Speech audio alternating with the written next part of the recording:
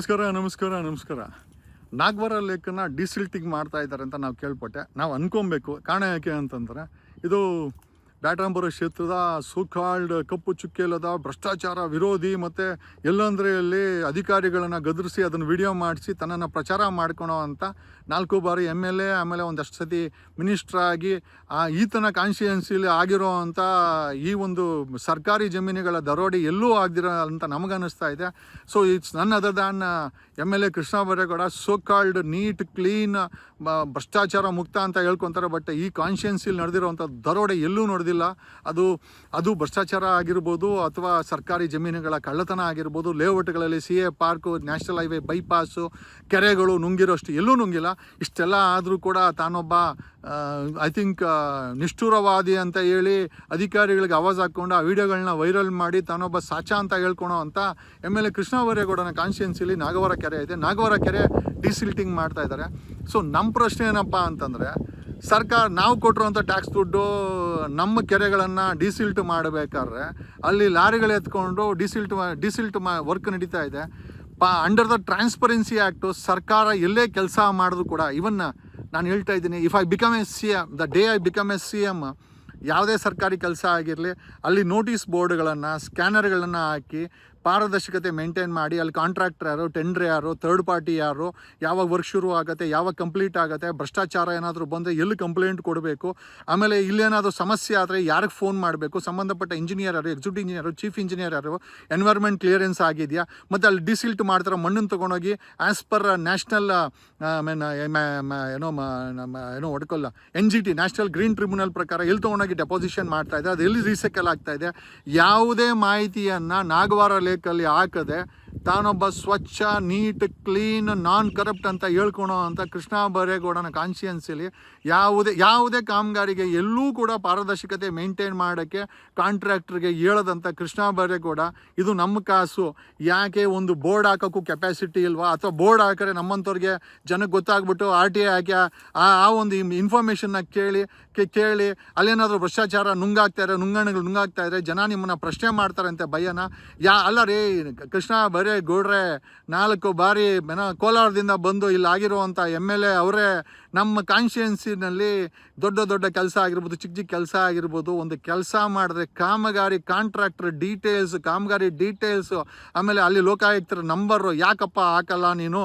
ಕೃಷ್ಣ ಬೈರೇಗೌಡ, ನಿನಗೆ ಏನಾದರೂ ಕೇಳಿದ್ರೆ ನಿನಗೆ ಯಾಕಪ್ಪ ಇಷ್ಟೊಂದು ಉಷ್ಣ ಅಂತ ಈ ಮೂಲಕ ಹೇಳುತ್ತಾ ಎಲ್ಲರೂ ನಾನ್ ಕರಪ್ಟ್ ಅಂತ ಹೇಳ್ತಾರೆ. ನಿಜವಾಗ್ಲೂ ನಿಮ್ಮ 224 MLAಗಳನ್ನು, 29 MP ಗಳನ್ನು ಮಂಪರು ಪರೀಕ್ಷೆಗೆ ಹಾಕಿ ನಿಜವಾಗ್ಲೂ ನಿಮ್ಮನ್ನು ಟೆಸ್ಟ್ ಮಾಡಿಬಿಟ್ರೆ ಖಂಡಿತವಾಗಿ ನೀವೆಲ್ಲ ಎಷ್ಟು ಭ್ರಷ್ಟರು, ಅಥವಾ ನಿಜವಾಗ್ಲೂ ನೀವು ಹೇಳ್ಕೊಂಡಂಗೆ ಕಪ್ಪು ಚುಕ್ಕೆ ಇಲ್ದವರು, ಅಥವಾ ನೀವುಗಳು ಮಾಡಿರೋ ಅಂತ, ನಾನು 224 ಜನಕ್ಕೂ ಹೇಳ್ತಾರದೇನು ಅಂತಂದರೆ, ನೀವುಗಳು ಮಾಡಿರೋ ಅಂಥ ಕಂಟೈನರ್ ಗಟ್ಟಲೆ ಹಣ, ನೀವುಗಳು ಮಾಡೋ ಟನ್ ಗಟ್ಟಲೆ ಚಿನ್ನ, ನೀವು ವಂಶ ಪರಂಪರೆಯಾಗಿ ಒಂದು 10-15 ಐ ಥಿಂಕ್ ಜನ್ರೇಷನ್ಗೆ ಆಗೋವಂಥ ಮಾಡಿಟ್ಟಿರೋಂಥ ದುಡ್ಡು, ನಿಮ್ಮ ಮಕ್ಕಳು, ನಿಮ್ಮ ಮಕ್ಕಳು ಸದ್ಯ ನಿಜವಾಗ್ಲೂ ಹೇಳ್ತೀವಿ, ಈ 3 ಪಕ್ಷಗಳ ಈ ದಿವಾಳಿತನದಲ್ಲಿ ಕರ್ನಾಟಕ ಅಂತೂ ಬಗ್ಗು ಬಡ್ದೋಗಿದೆ ಅಂತ ಈ ಮೂಲಕ ಹೇಳುತ್ತಾ, ವಿ ವಿಲ್ ಚೇಂಜ್ ಕೃಷ್ಣ, ಮತ್ತೆ ವಾಪಸ್ಸು ಕೋಲಾರಿಗೆ ನೀನು ಕಳಿಸ್ತೀವಿ ಅಂತ ಈ ಮೂಲಕ ಹೇಳುತ್ತೆ. ಯಾಕೆ ಅಂತಂದರೆ, ಈ ಸಂಬಂಧನೇ ಪಡೆದಿರೋವಂಥ MLA, ಕೋಲಾರ MLA ನಮ್ಮ ಕಾನ್ಸ್ಟಿಟ್ಯೂನ್ಸಿ, ಎಲ್ಲೋ ಚಿಕ್ಕಮಗಳೂರಿಂದ ಬಂದಿರೋ ಅಂಥ ಶೋಭಾನ ಈ ಪ್ರಾಂತ್ಯದ ಜನ ಗೆಲ್ಲಿಸ್ತಾರೆ ಅಂತಂದರೆ, ನನಗೆ ಯಾಕರೆ ಗೆಲ್ಲಿಸ್ತೀರ ಅಂತ ಸರ್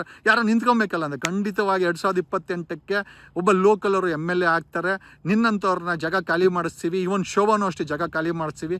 ಭ್ರಷ್ಟಾಚಾರ ಮುಕ್ತವಾದಂಥ ಕರ್ನಾಟಕ ನಮಗೆ ಬೇಕಾಗಿದೆ ಅಂತ ಈ ಮೂಲಕ ಹೇಳುತ್ತಾ, we will bring in a great political revolution in Karnataka, and we will ensure the people get a clean and neat government ಅಂತ ಈ ಮೂಲಕ ಹೇಳುತ್ತಾ, ಕೃಷ್ಣ ಬೈರೇಗೌಡ ಆ ನಾಗವರ ಕೆರೆದಲ್ಲಿ ಡಿಸಿಲ್ಟಿಂಗ್ ಕೋಟ್ಯಾಂತರ ರೂಪಾಯಿ ಕೆಲಸದ ಡೀಟೇಲ್ಸನ್ನು ಹಾಕೋಕ್ಕೆ ಹೇಳಪ್ಪ ಅಂತ ಈ ಮೂಲಕ ಹೇಳುತ್ತಾ, ಆಮೇಲೆ ಇದು ಹೊಡಿಕಲ್ ಮಾಲೆಫಿಷಿಯಾ ರೋಡು ಮಾಡಿ ಕಾಂಕ್ರೀಟ್ ರೋಡ್ ಮಾಡಿ 2 ವರ್ಷ ಆಯ್ತು, ಇದುವರೆಗೂ ಸ್ಟ್ರೀಟ್ ಲೈಟ್ಗಳಿಲ್ಲ. ನಾವು ವಿಡಿಯೋ ಮಾಡಿ ಹಾಕೋದ ಮೇಲೆ ಈಗ ಅಲ್ಲಿ ಸ್ಟ್ರೀಟ್ ಲೈಟ್ ಹಾಕ್ತಾವ್ರೆ. ಏನು ಒಟ್ಟಿನಲ್ಲಿ ಯಾರು ಹೇಳೋರು ಕೇಳೋರು ಏನೂ ಇಲ್ಲ, ಹೇಳ್ಕೊಳಕ್ಕೆ ಎಲ್ಲರೂ ಸತ್ಯ ಹರಿಶ್ಚಂದ್ರ. 224 MLAಗಳು ಸಹ ಸತ್ಯ ಹರಿಶ್ಚಂದ್ರ ತುಂಡುಗಳು, 29 MP ಕೂಡ ಸತ್ಯ ಹರಿಶ್ಚಂದ್ರ ತುಂಡುಗಳು. ನಿಜವಾಗ್ಲೂ ನಿಮ್ಮನ್ನು ಮಂಪರು ಪರೀಕ್ಷೆಗೆ ಹಾಕ್ಬಿಟ್ರೆ ನಿಮ್ಮ ಬಂಡವಾಳಗಳೆಲ್ಲ ಹೊರಗಡೆ ಬಂದೇ ಬರ್ತವೆ. ಆ ದಿನ ದೂರ ಇಲ್ಲ. ಆಮೇಲೆ ನಾನು I saw this onion film ಅಂದರೆ ನಂಗೆ ತುಂಬ ಇಷ್ಟ. ನನಗೆ ಟಾಗೂರ್ ಫಿಲಮ್ ತುಂಬ ಇಷ್ಟ, ವಿಷ್ಣು ಸೇನೆ ತುಂಬ ಇಷ್ಟ. ಯಾಕಿಷ್ಟ ಅಂತಂದರೆ ಭ್ರಷ್ಟಾಚಾರಿಗಳನ್ನು ಫಿಲಮಲ್ಲಾದರೂ ಹಿಂಸೆ ಕೊಟ್ಟು ಬುದ್ಧಿ ಕಲಿಸೋವಂಥ ಒಂದು ಕೆಲಸವನ್ನು ಆ ಚಿತ್ರಗಳಲ್ಲಿ ಆಗಿದೆ. ಇಂಥದ್ದು ನಿಜವಾದರೂ ಆದರೆ ಒಳ್ಳೆಯದು. ಯಾಕೆ ಅಂತಂದರೆ ಎಲ್ಲೋ ಒಂದು ಕಡೆ ಈ ಭ್ರಷ್ಟಾಚಾರ ಮುಗಿಲು ಮುಟ್ಟಿದೆ, ಲೂಟಿಕೋರತನ ಮುಗಿಲು ಮುಟ್ಟಿದೆ. 217 ಲಕ್ಷ ಕೋಟಿ ಸಾಲ ಮಾಡಿರುವಂಥ ಕೇಂದ್ರ ಸರ್ಕಾರ 8 ಲಕ್ಷ ಕೋಟಿ ಸಾಲ ಮಾಡಿ, ಬೆಲೆ ಏರಿಕೆ ಮಾಡಿ, ನಿರುದ್ಯೋಗ ಮಾಡಿ, ರೈತರ ಆತ್ಮಹತ್ಯೆ, ಜನರಂತೂ ನೆಮ್ಮದಿನೇ ಇಲ್ಲ. ಸಾಯಂಕಾಲ ಕನಿಷ್ಠ ಅವ್ರ ಮನೆ ಹೆಂಡತಿ ಮಕ್ಕಳ ಜೊತೆ ಊಟ ಮಾಡಿ ಮಲ್ಕೊಳಕ್ಕೂ ನೆಮ್ಮದಿ ಇಲ್ದಿರ ವಾತಾವರಣ ಇವರೆಲ್ಲ ಕ್ರಿಯೇಟ್ ಮಾಡಿದ್ದಾರೆ. ಇವರೆಲ್ಲ ಮಾಡೋದು ಇಷ್ಟಕ್ಕೋಸ್ಕರನೇ ಅವರು, ಅವ್ರ ಮಕ್ಕಳು, ಅವ್ರ ಮೊಮ್ಮಕ್ಕಳು, ಅವ್ರ ಜನ್ರೇಷನ್ನು ಅವ್ರು ಚೆನ್ನಾಗಿರಬೇಕು. ಕಂಟೈನರ್ ಗಟ್ಟಲೆ ಹಣ 99.99% MLAಗಳು ಮಿನಿಸ್ಟ್ರುಗಳ ಹತ್ರ ಇದೆ, ಅವ್ರು ಮಾಡ್ಕೊಂಡಿದ್ದಾರೆ. ಇದನ್ನು ಬದಲಾವಣೆ ಮಾಡಬೇಕಾದಂಥ ಜವಾಬ್ದಾರಿ ನಮ್ಮ ಮೇಲೆ ಇದೆ, ನಿಮ್ಮ ಮೇಲೆ ಇದೆ. ನಮಗೆಲ್ಲ ಮುಂದಿನ ದಿನಗಳಲ್ಲಿ ಈ ಒಂದು ಬದಲಾವಣೆ ಮಾಡಲಿಕ್ಕೆ ನಮಗೆಲ್ಲ ಸಪೋರ್ಟ್ ಮಾಡಿ. We will come in politically ಒಂದು ಆಲ್ಟರ್ನೇಟಿವ್ ಆಗಿ ನಿಮಗೆಲ್ಲ ಬರ್ತೀವಿ ನಾವು. Okay, that is what. ಆಮೇಲೆ ನಿಜವಾಗ್ಲೂ ಹೇಳ್ತೀನಿ, ನನಗೊಂದು ಆಸೆ. ನಾನು ಒಂದು ಪಕ್ಷ ತಗೊಂಬರ್ತಾ ಇದ್ದೀನಿ. ನಾನೊಂದು ಪಕ್ಷ ತಗೊಂಬಂದರೆ ಆ ಪಕ್ಷದಿಂದ ಆ ಒಂದು ಚುನಾವಣೆ ವೆಚ್ಚಗಳನ್ನು 224 MLAಗಳಿಗೆ ಕೊಟ್ಟು ನಾವು ನಿಲ್ಲಿಸ್ಬೇಕು ಅನ್ನೋದು ನಮ್ಮ ಆಸೆ ಆಗಿದೆ. ನೋಡೋಣ, ಮುಂದಿನ ದಿನಗಳು ಇದನ್ನು ಮಾಡುವಂಥ ಕೆಲಸಕ್ಕೆ ನಾವು ಕೈ ಹಾಕ್ತಾಯಿದ್ದೆ. ವಿ ಆರ್ ಬ್ರಿಂಗಿಂಗ್ ಎ ಒಂದು ಪೊಲಿಟಿಕಲಿ ಚೇಂಜ್, ಒಂದು ಹೊಸ ರಾಜಕೀಯ ವ್ಯವಸ್ಥೆಯನ್ನು ನಿಮಗೋಸ್ಕರ ತರ್ತಾ ಇದ್ದೀವಿ ಅಂತ ಈ ಮೂಲಕ ಹೇಳುತ್ತಾ ಇವ್ರನ್ನೆಲ್ಲ ಒಗೆದು ಆಚೆ ಬಿಸಾಕಬೇಕು ಅಂತ ಹೇಳುತ್ತಾ, ನಾನು ನಿಮ್ಮ ಅಡ್ವೊಕೇಟ್ ಜಗದೀಶ್, ನಿಮ್ಮಿಂದ ನಿಮಗೋಸ್ಕರ, ನಿಮಗಾಗಿ ಟ್ರೂ ಲೈಫ್ ನ್ಯೂಸ್ ಚಾನಲ್.